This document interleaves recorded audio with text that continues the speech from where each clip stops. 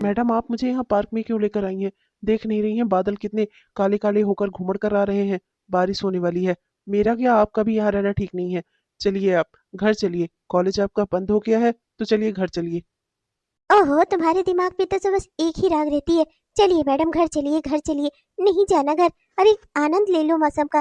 देखो ना, ये काले काले बादल जो घुमड़ घुमड़ कर आ रहे हैं, ठंडी ठंडी हवाएं चल रही हैं, कितना अच्छा लग रहा है। तुम कुछ सुनना और देखना क्यों नहीं चाहते? हाँ, तुम्हारे दिल में क्या कुछ होता नहीं है ऐसा मौसम देखकर? नहीं, मैं तो ये सोच रहा हूँ कि पानी बरसेगा, आंधी आएगी और फिर लाइट चली जाएगी 3-4 रोज को। बड़ी दिक्कत होगी घर में। क्या होगा भगवान। कम से कम हल्के हल्के बरसना चाहिए था। ये तो जिस तरीके से बादल आ रहे हैं ना, मौसम बहुत ही खराब लग रहा है। 5-6 दिन को तो लाइट गई ही गई। गांव में तो लाइट आना इतना आसान ही नहीं है। देखा ना आपने, देखा ना। देखिए ना, बूंदियां पड़नी शुरू हो गई। चलिए अब, चलिए अब आप अंदर चलिए। अभी भीग जाएंगी और बीमार हो जाएंगी। चलिए। अभी ये जो बूंदाबांदी हो रही है ना, कब अभी तेज बारिश का रूप ले लेगी, पता नहीं चलेगा। और आप खड़ी होकर मुस्कुरा रही हैं। चलिए छोटी मालकिन, चलिए। चलिए चलकर कार में बैठिए। आपको मेरी बातें सुनाई नहीं दे रही क्या? हेलो, हेलो छोटी मालकिन, छोटी मालकिन। कितना खूबसूरत मौसम है। इसका आनंद लो ना। प्लीज, कहीं जाने की बात मत करो। बस यूं ही मेरे साथ रुके रहो यहीं पर। क्या हुआ, क्या बात हो गई? कुछ कुछ होने लगा क्या मौसम को देखकर और मुझे देखकर? बोलो ना, तुम तो मुझसे प्यार नहीं करते। मैं भी ये ठान कर बैठी हूँ, एक ना एक दिन तुम्हारे मुंह से बुलवा कर रहूंगी। हाँ। इतना ना मुझसे तू प्यार बढ़ा कि मैं एक बादल आवारा, कैसे किसी का सहारा बनूं कि मैं खुद बेघर बेचारा। इसीलिए तुझसे मैं प्यार करूं कि तू एक बादल आवारा। जन्म जन्म से हो साथ तेरे, है नाम मेरा जल की धारा। मुझे एक जगह आराम नहीं, रुक जाना मेरा काम नहीं। मेरा साथ कहाँ तक दोगी तुम, मैं देश विदेश का बंजारा। इतना न मुझसे तू प्यार बढ़ा कि मैं एक बादल आवारा, कैसे किसी का सहारा बनूं मैं खुद बेघर बेचारा। ओ नील गगन की दीवानी, तू प्यार न मेरा पहचानी। मैं तब तक साथ चलूं तेरी, जब तक न कहे तू मैं हारा। इसलिए तुझसे मैं प्यार करूं कि तू एक बादल आवारा। जन्म जन्म से हूँ साथ तेरे, है नाम मेरा जल की धारा। इतना न मुझसे तू प्यार बढ़ा कि मैं एक बादल आवारा। जन्म जन्म से हूँ साथ तेरे, है नाम मेरा जल की धारा।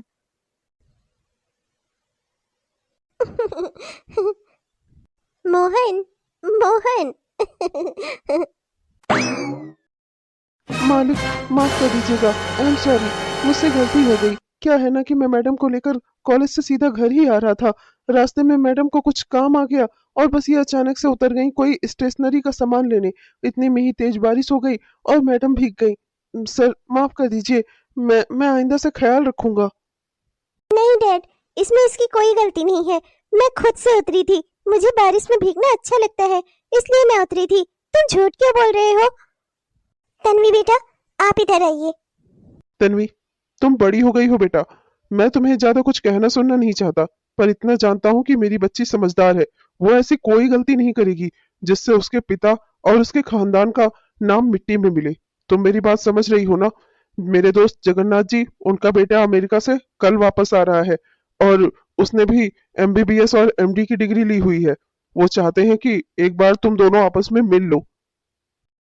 आई एम सॉरी डैड, पर मैं उस लड़की से नहीं मिल सकती, क्योंकि मुझे उससे शादी करनी ही नहीं है। मुझे किसी और से शादी करनी है डैड। और वो इंसान नहीं है डैड।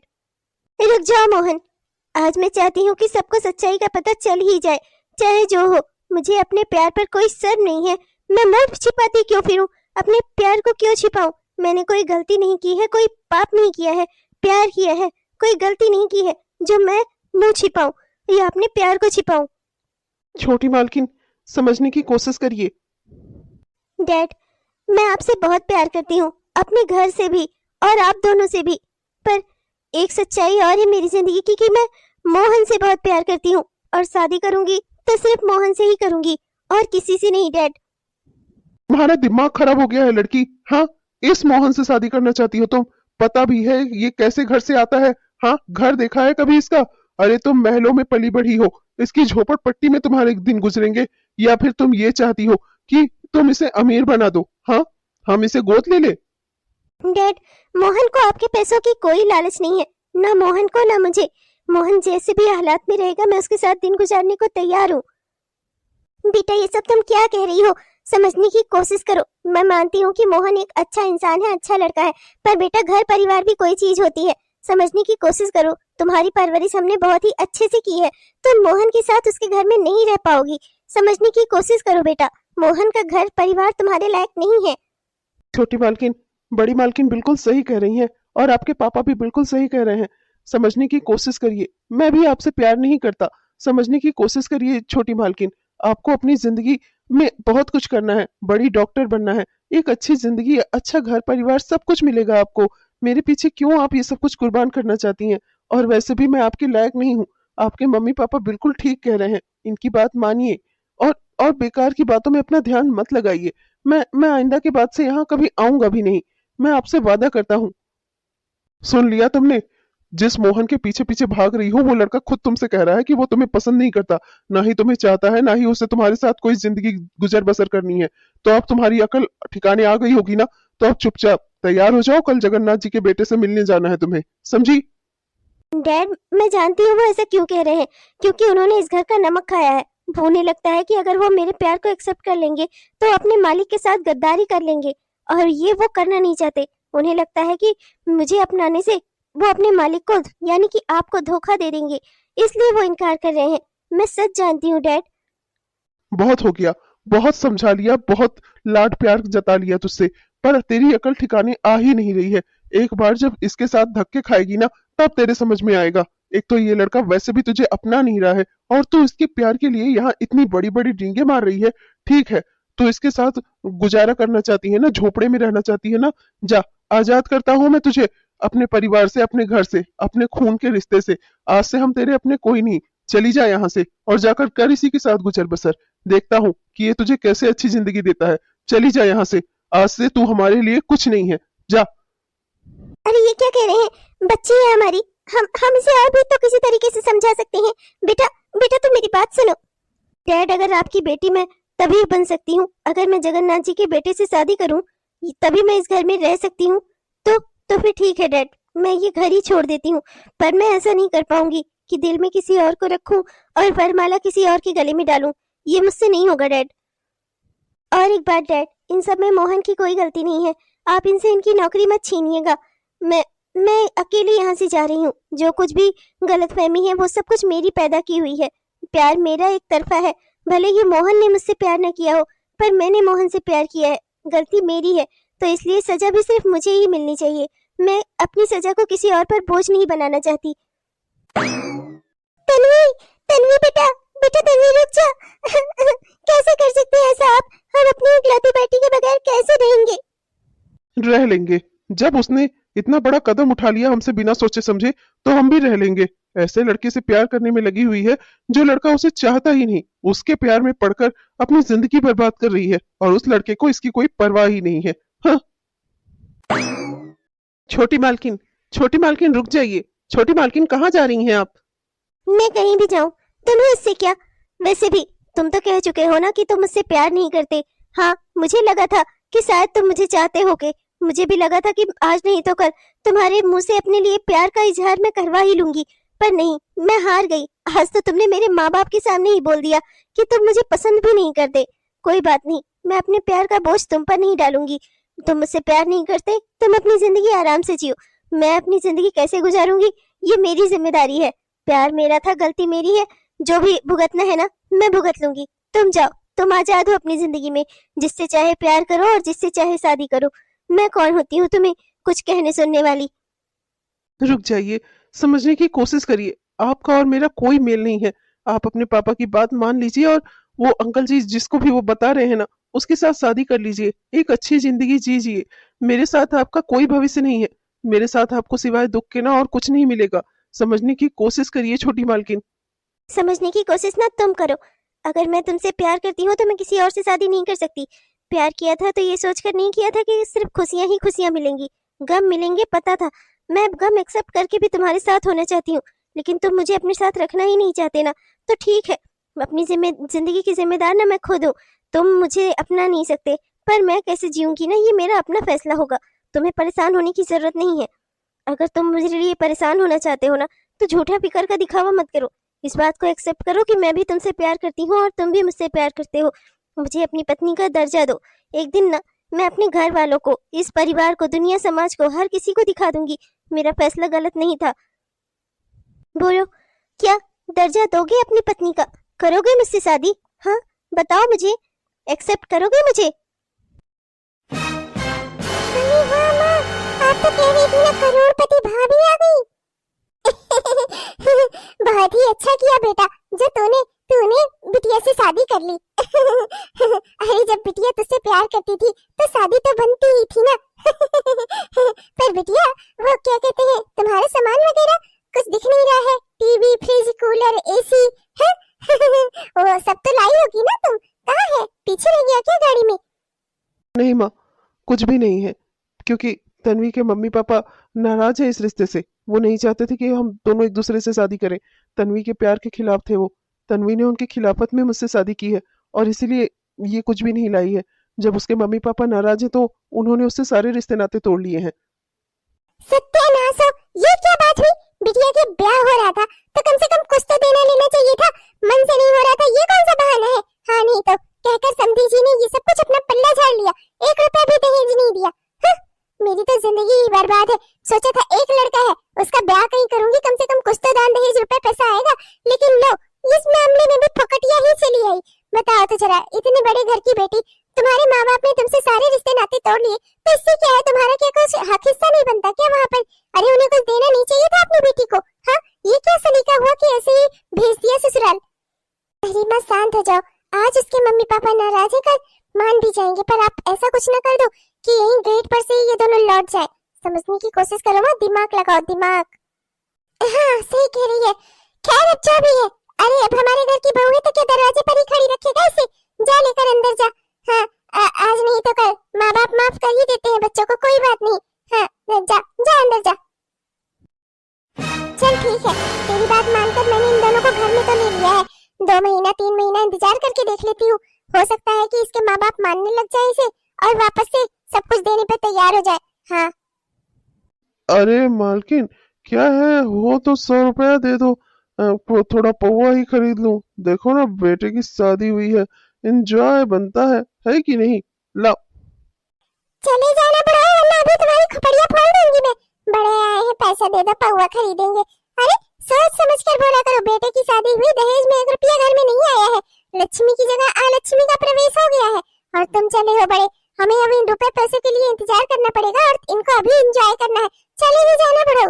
हाँ, नहीं तो घर में बहन बैठी थी, गया अपना ब्याह करके चला आया, नालायक कहीं का। ऊपर से दहेज में भी कुछ लेकर नहीं आया। सोचा नहीं कि अपनी बहन को क्या देकर विदा करेगा ब्याह में। और चले हो बड़ो तुम उसकी शादी में एंजॉय करने।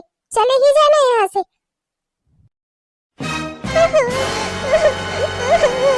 बहुत चल रहा है, बहुत चल रहा है। तो क्या मेरे भाई से शादी की थी तो तुम्हें क्या लगा था यहाँ पर भी नौकर चाकर लगे होंगे? अरे शादी के 1.5 हफ्ते बाद काम करने निकली हो तुम घर में, तो जो मेरे घर में रहेगा वैसे ही तो काम करोगी। हाँ, मैं भी इसी चूल्हे पर खाना बनाती हूँ, मेरी माँ भी। तो तुम्हारे लिए क्या सिलेंडर और चूल्हा लगेगा? बड़ी आई है मैं विदेशी मैम। हाँ, जब इस घर में शादी करके आई हो ना, तो इसी घर के नियमों के हिसाब से रहना पड़ेगा। और ये छोटी मोटी जलन के लिए टेसुए बहा कर किसे दिखा रही हो? हाँ, इसके बदले क्या तुम्हें ले चल के हॉस्पिटल में भर्ती करवा दूं? हाँ बोलो, जो जैसा है ना उसे वैसे ही एक्सेप्ट करना सीख लो। तुम्हारे बाप ने यहाँ तुम्हारे लिए रत भर का सामान नहीं भेजा है, समझी? ठीक है, मैं काम कर लूंगी, मैं चूल्हे पर ही खाना बना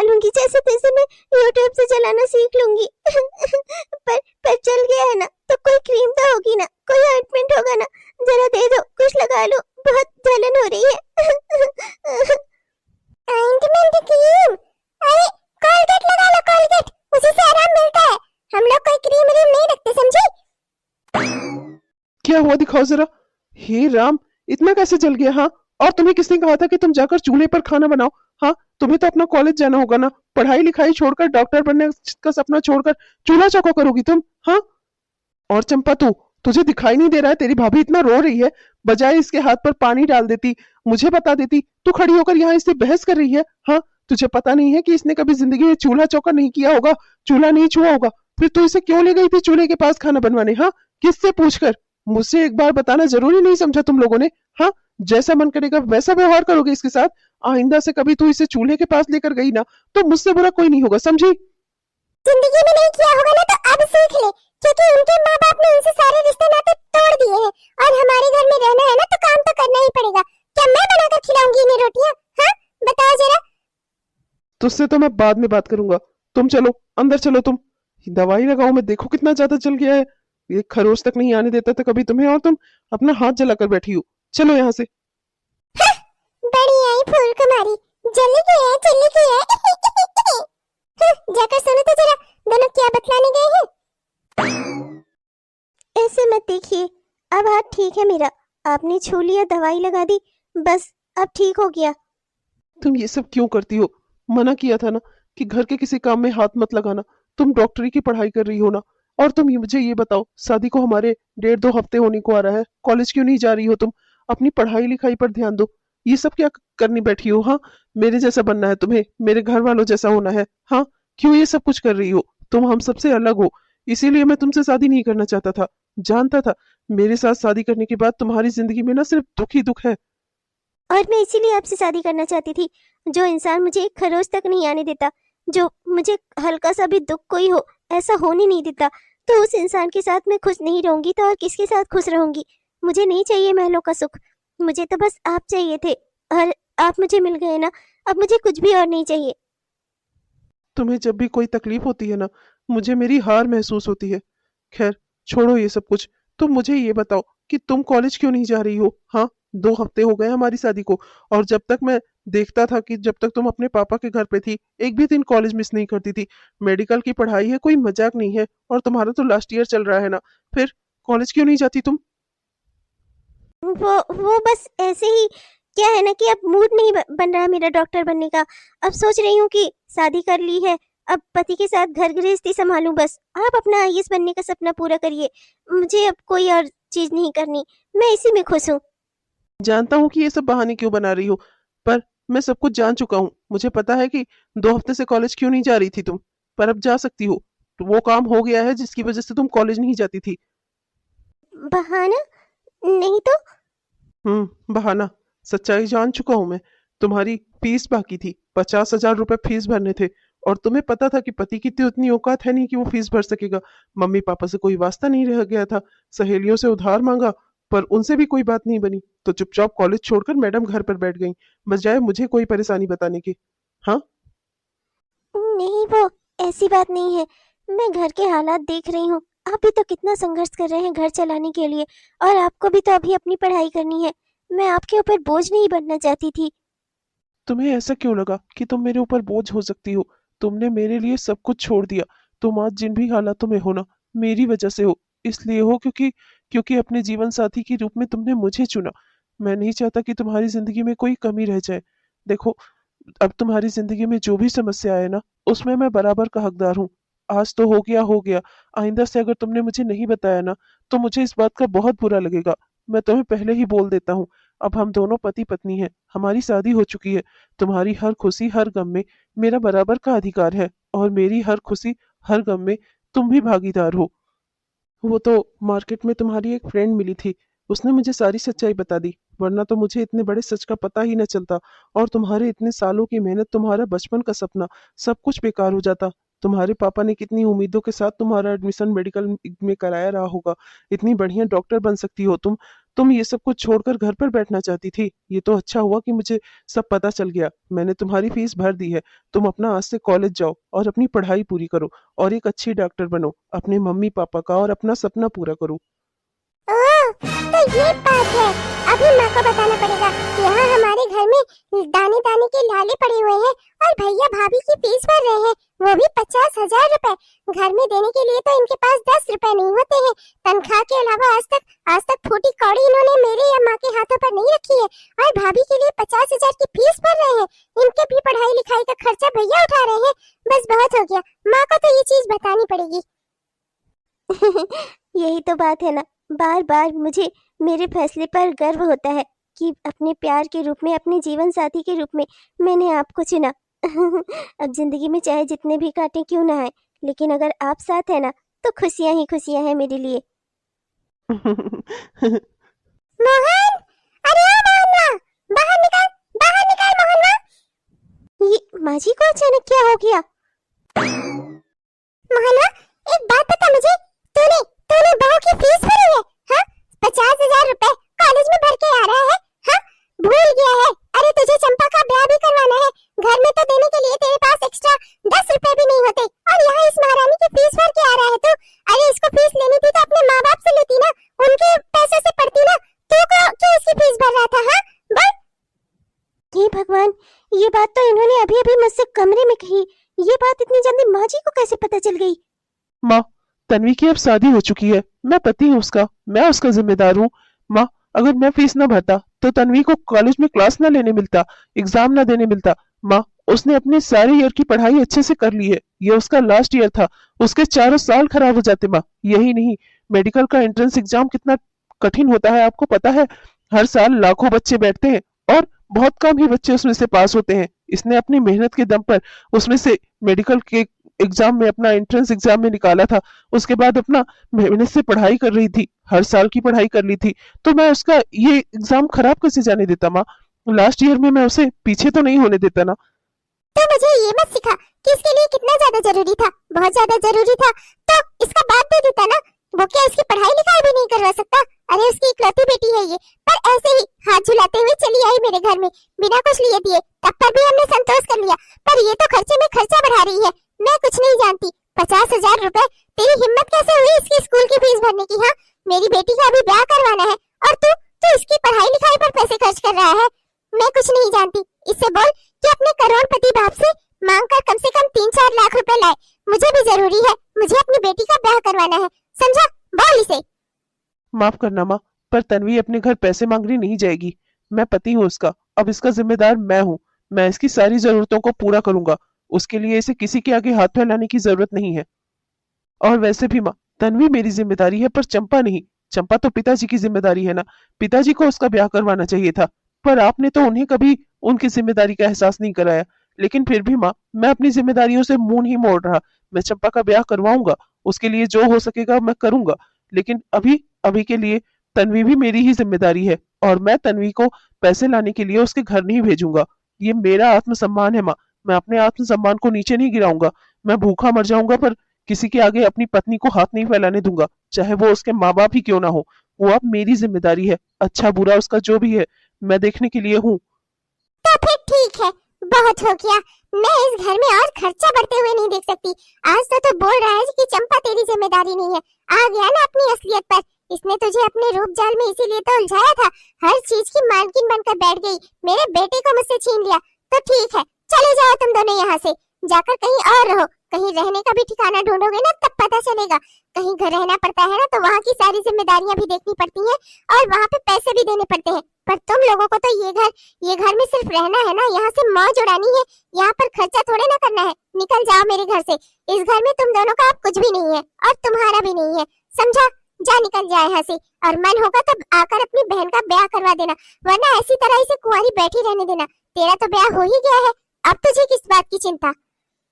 ठीक है माँ, जो भी आपको सही लगे। मैं तन्वी को उसके घर पैसे लाने नहीं भेजूंगा, और उसके बदले में अगर आप हमें इस घर से निकाल रही हैं तो फिर ठीक है, मैं अपनी पत्नी को लेकर यहाँ से चला जाऊंगा। चलो तन्वी। तन्वी, उदास मत हो, अभी हमारी जिंदगी में दुख के बादल है, पर देखना एक दिन सुख भी आएगा। चिंता क्यों करती हो, सब अच्छा हो जाएगा। हाँ, हो जाएगा सब ठीक, मुझे भरोसा है आप पर, खुद पर और अपने प्यार पर। हम लोग सब ठीक कर लेंगे। पर मैं भी आपके लिए कुछ करना चाहती हूँ और आप ना उसके लिए मुझे मना नहीं करेंगे।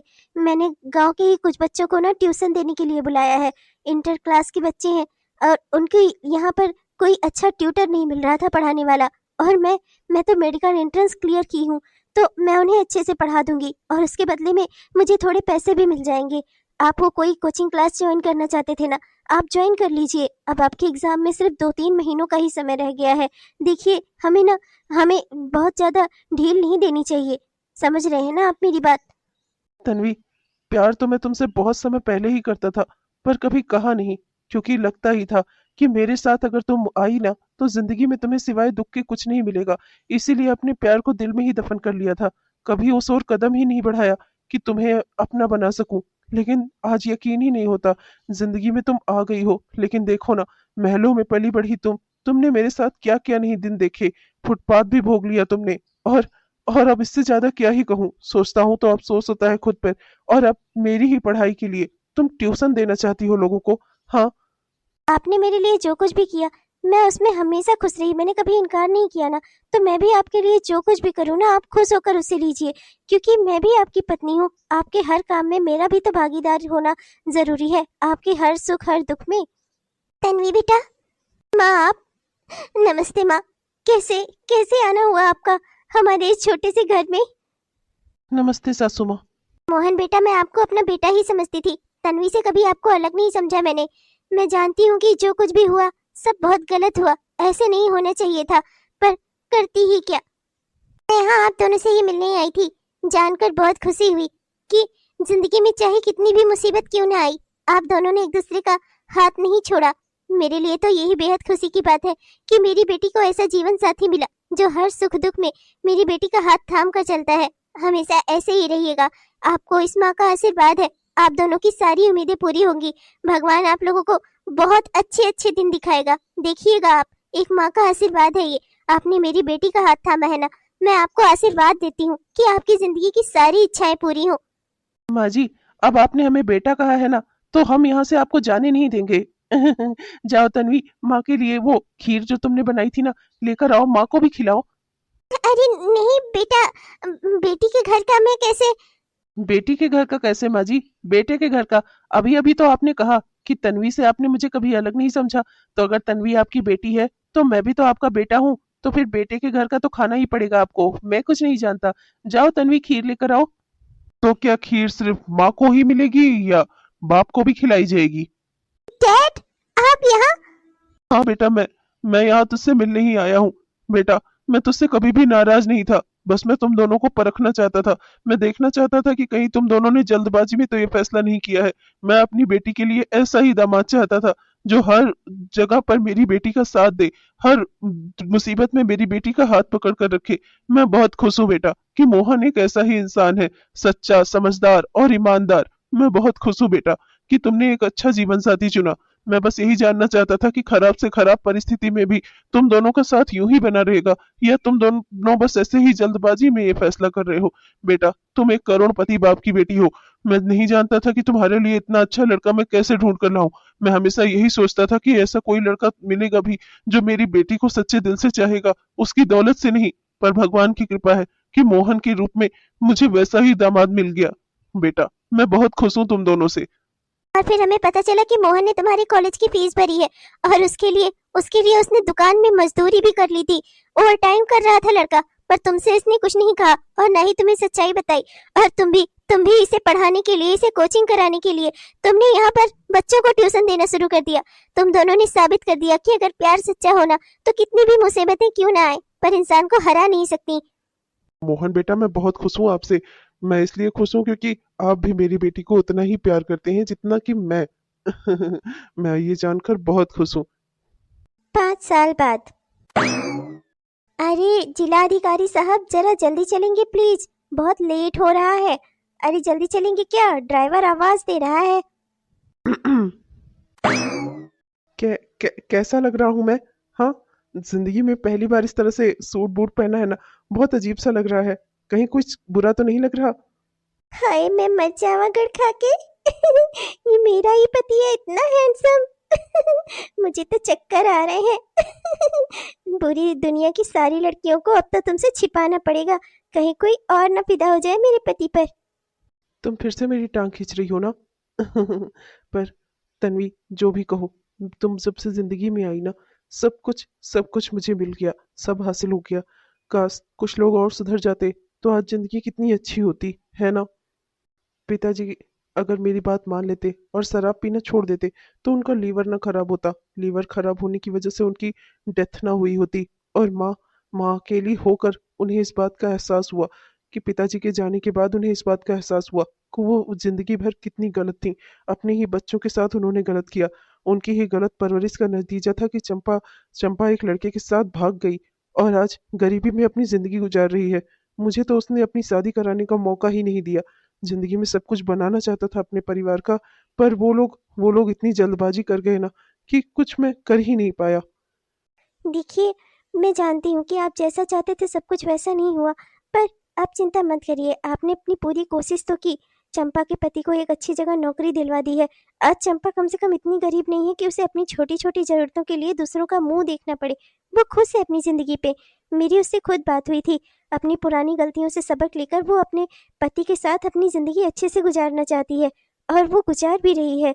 और जहाँ तक सवाल है माँ जी का, उन्हें भी अपनी गलतियों का एहसास हो चुका है, और वो अपना इधर उधर मंदिर की यात्रा करना चाहती हैं। इसी में उन्हें संतोष मिलता है, और वो कर पा रही हैं। आपका परिवार जो जो करना चाहता है वो कर रहा है। मानती हूँ पिताजी अब हमारे बीच में नहीं रहे, पर आपके परिवार के सभी सदस्यों की ज़रूरतों का आपने पूरा ख्याल रखा है। इसलिए बिल्कुल चिंता मत करिए मेरे आईएएस साहब। और साथ साथ में आपने अपनी पत्नी की भी ज़रूरतों का ख्याल रखा है। मुझे आपने डॉक्टर बना दिया, और खुद भी आपके सपने पूरे हुए। आप आईएएस अधिकारी बन गए। और ना ये सब कुछ तुम्हारी वजह से। मैंने सपना तो देख लिया था पर पूरा करने का सलीका नहीं जानता था। तुम जिंदगी में आई, सब कुछ हो गया। मेरे साथ महलों में पली बढ़ी तुम कितने बुरे बुरे दिन नहीं देखे। फुटपाथ पर सोई मेरे साथ। ये साबित करता है कि प्यार इंसान को हमेशा सुख ही नहीं देता, दुख भी देता है। पर जो दुख और सुख दोनों में एक दूसरे का साथ निभा देना, वही सच्चा प्यार होता है। और अगर किसी को किसी से सच्चा प्यार होना, तो वो दोनों की तरक्की आखिर करवा ही देता है अंत में। हेलो दोस्तों, मैं मोहन। आपने मेरी कहानी पूरी देखी ना, इसके लिए आपका दिल से बहुत बहुत धन्यवाद दोस्तों। अगर आपको मेरी यह कहानी पसंद आई हो तो कृपया हमारे इस वीडियो को लाइक जरूर करिएगा, और अपने दोस्तों को, रिश्तेदारों को मेरी यह कहानी शेयर भी जरूर करिएगा। और अपने प्यारे प्यारे कमेंट्स ना हमें जरूर लिखिएगा। आपके प्यारे प्यारे कमेंट्स का ना हम दिल से इंतजार करते हैं दोस्तों। तब तक के लिए मैं चलता हूँ। मिलूंगा आपको कल एक नए वीडियो के साथ, एक नई कहानी के साथ। तब तक के लिए बाय बाय।